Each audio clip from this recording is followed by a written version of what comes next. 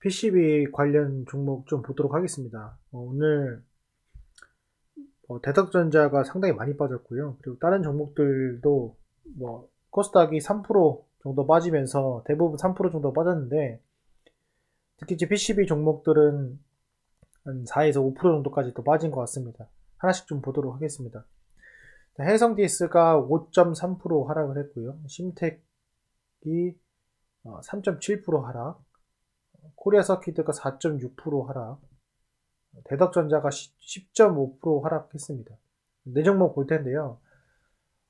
왜 이제 떨어졌냐는 명확한 건 없어요. 매도를 했기 때문에 떨어진 건데, 나중에 일단 보기로 하겠고요. 최근에 이제 PCB 물량이 줄어들면서 단가가 좀 싸졌다, 이런 얘기가 있습니다. 예전에는 이제 단가가 좋았는데, 또 단가가 싸졌다, 이런 얘기 있어요. 근데 다들 아시겠지만은, 그 PCB 물량이 없어가지고, 공장 증설하고 이런 얘기가 있었는데, 지금 또 다시 좀 주춤한 모습입니다. 그래서 가장 걱정되는 것 중에 하나고, 특히 이제 PCB 같은 경우에는 이게 산업이 한번 꺾이게 되면은, 이게 또 그 영업이익률의 감소가 상당히 심합니다. 그래서 그런 부분도 또 배제할 수 없는 그런 상황입니다. 그런 것 때문에 좀 떨어지긴 했는데, 지금 보시면은 애초에 고점 대비 지금 대덕전자의 하락폭은 상당히 견고했습니다. 그래서 제가 계속 강조를 드렸는데, 얘가 지금 떨어진 거 보면 인지에 30% 떨어졌거든요. 고점 대비 떨어진 게 인지 30%가 떨어졌어요.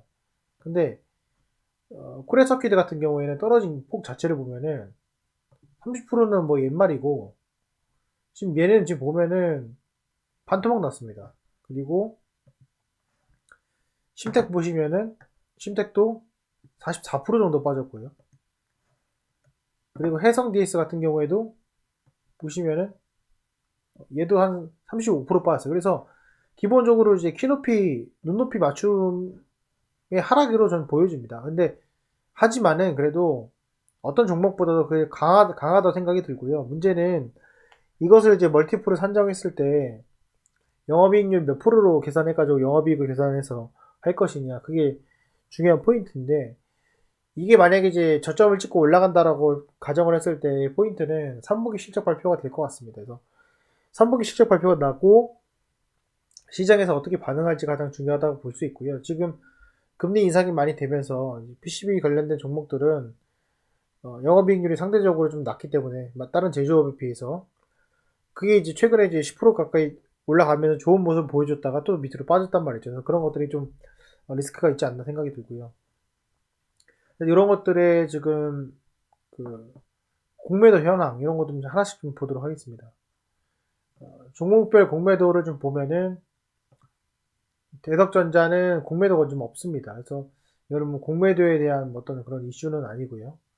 그리고 해성 DS도 없고, 심택이 좀 있습니다. 심택은 한 5.7% 있는데, 최근에 이제 밀어붙였던 최근에 그 공매도 흐름과는 그래도 좀 여유가 있는 그런 모습입니다. 코리아 서킷도 없어요. 그래서 코리아 서킷도 공매도는 이제 없는 상황입니다. 그리고 지금 시가총액 투자자별 매매 동향 잠깐 보시면은,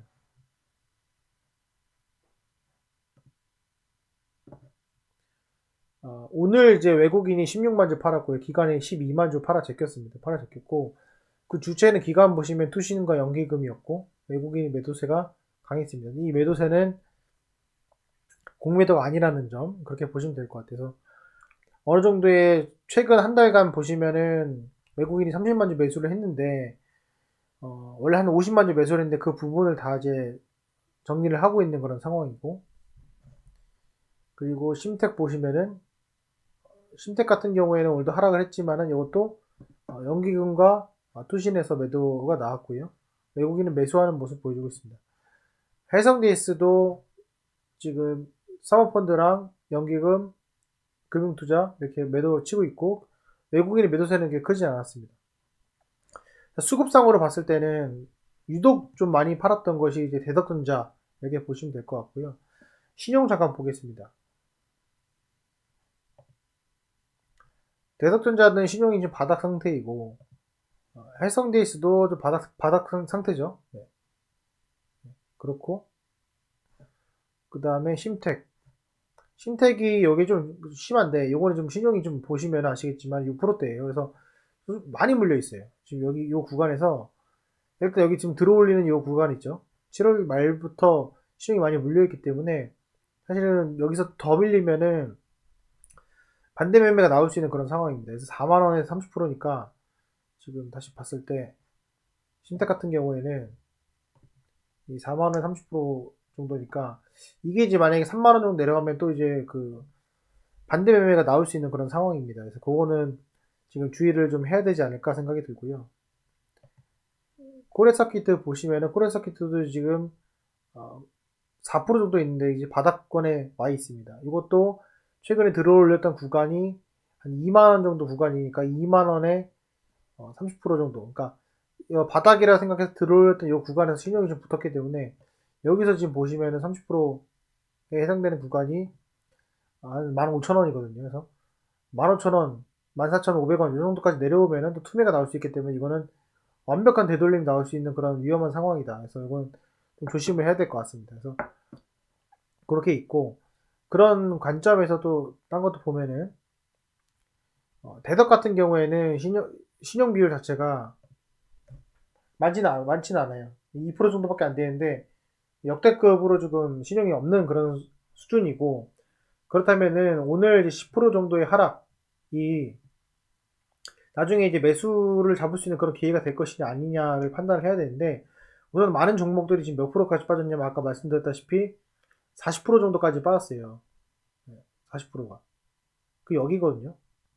2만원 초반이거든요. 앞으로 더 빠져야 된다는 건데 이 가능성을 배제하지 못하는 이유 중에 하나는 뭐냐면은 만약에 여기까지 빠지면은 2022년도 1월달 여기가 지금 다봉선이 형성된 이런 구간이기 때문에 요 정도까지는 그래도 빠질 수 있을 거라는 그런 불행한 그런 어, 그 지지선은 놔두시고 추가 매수보다는 관망의 입장에서 봐야 될 것 같습니다. 왜냐면 최근에 지금 갑자기 떨어지고 있는 그런 상황이기 때문에 그렇고 그게 좀 점차 좀 완화가 되면은 어느 시점에서 추가 매수를 해야 될지에 대해서 고민을 또 해보도록 하겠습니다. 어쨌건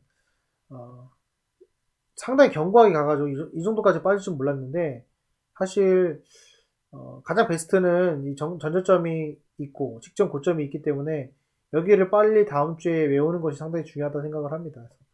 여기를 메우는지 안 메우는지 확인을 해볼 필요가 있고요. 메운다 하더라도 추격 매수보다는 조금 더 물량을 줄여가는 과정이 좀 필요하지 않을까 이렇게 생각이 듭니다. 이 점 여러분들 참조하셔가지고 PCB 관련주 투자하시는데 조금이나마 도움이 됐으면 좋겠습니다. 예, 오늘 영상은 여기까지 하겠습니다. 감사합니다.